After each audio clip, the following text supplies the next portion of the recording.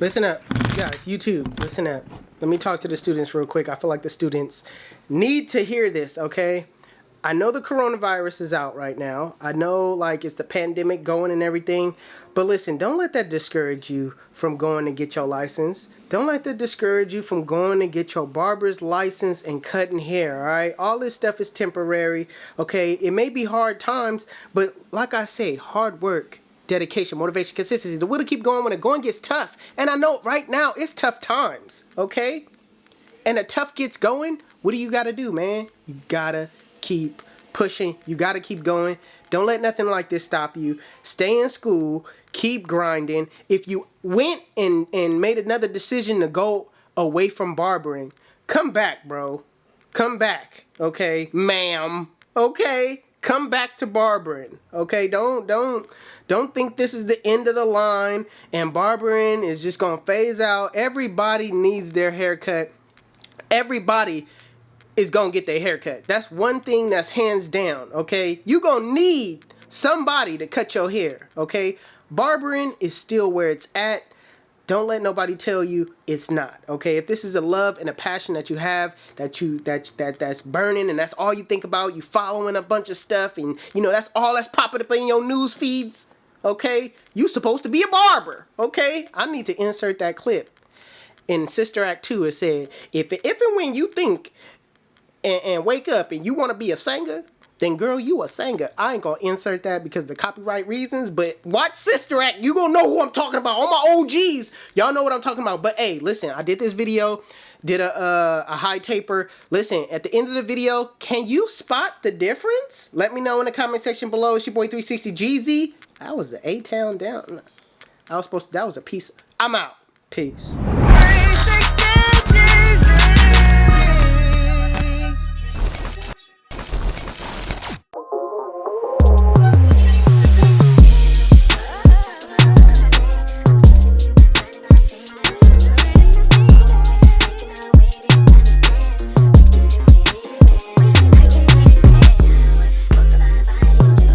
Alright, so the first thing you want to do is comb the hair out, pick the hair out, stretch the hair out to its maximum potential, or lay the hair down in its place. Alright, the worst thing you want to do is start off with a sloppy canvas and just immediately start cutting. So make sure that your canvas is nice and neat before you actually start cutting.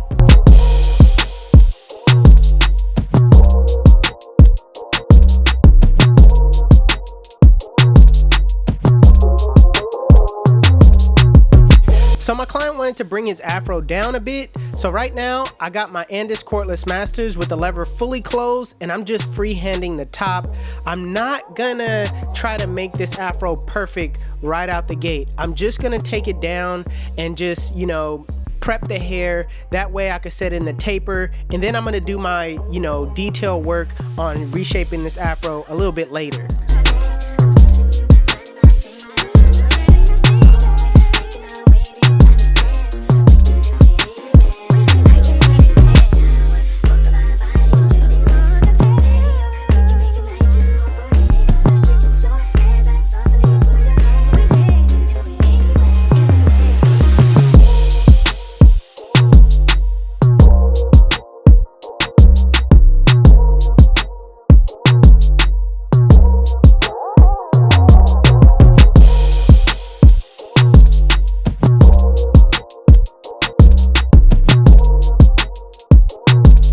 Now with my Babyliss Skeleton FX, I'm gonna comb the hair down first and then I'm gonna set in my bald line. I'm gonna set in my bald line like a high taper, setting it in a sort of like a rainbow-like shape, but not too curved. I'm just gonna set it in and take off the rest of the bulk.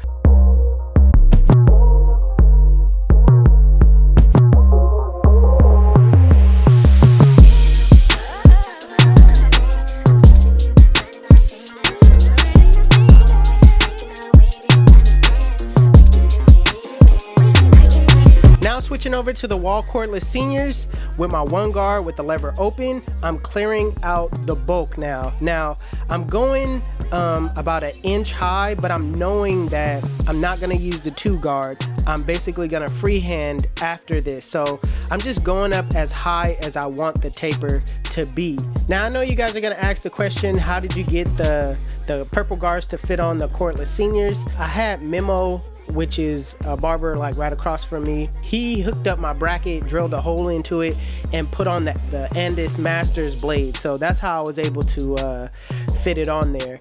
Also, I want you guys to notice how I'm combing it down that section. I'm combing it down and then, you know, taking out the bulk in that area. Now taking off that one guard, and with the lever open, I'm going up about 1/2 inch, making sure I keep it consistent all the way through.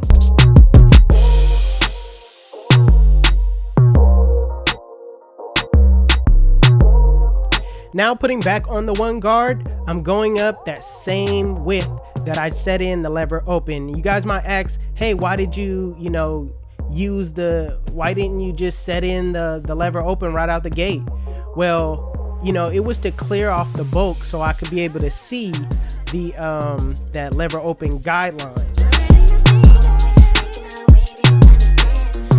So because I'm not using a 2 guard, I'm just gonna freehand that area between the 1 and the afro. So I'm just gonna blend that in by, shaping it.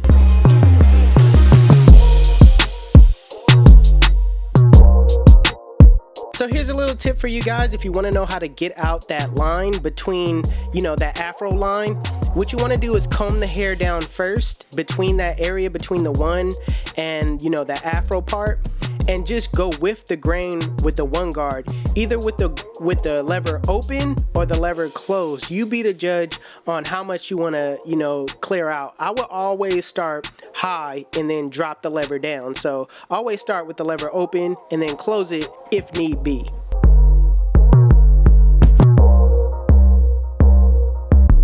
Now I'm gonna comb that area down, take off my guard, and reshape that area with the lever closed.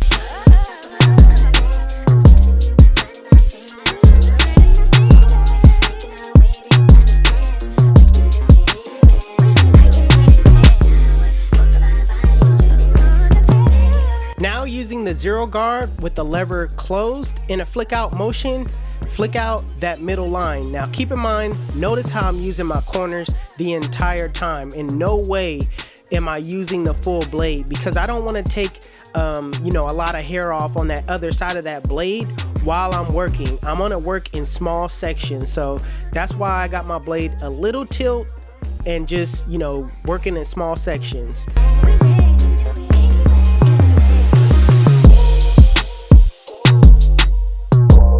So same thing with the lever closed, in a flick out motion, flick out that bottom line. Now I'm still using that same technique as using my corners.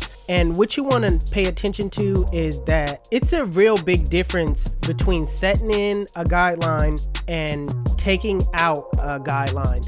It's a whole different ball game. You want to use the flick out motion. You want to change up the way you flick. It's sort of like, scraping a pencil real quick across the paper. You want to use that same motion and idea of taking out that, guideline.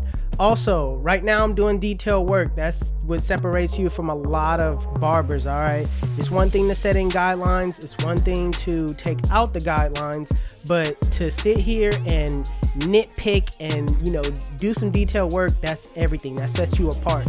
So that's all I'm doing right now. I like to take a look away from the blend. I like to rest my eyes before I do detail work, man. It just gives you a fresh start.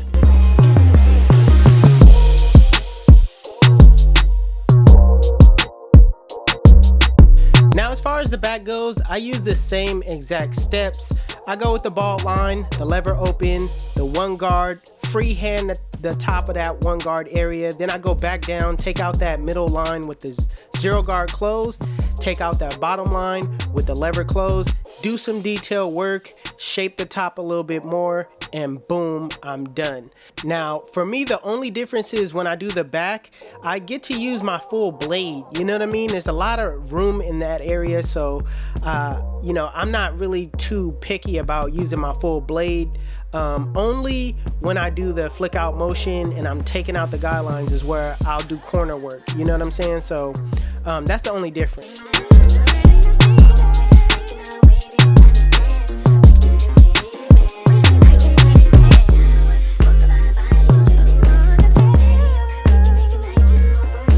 So like I said, this is the part where I really do my detail work on top as far as shaping.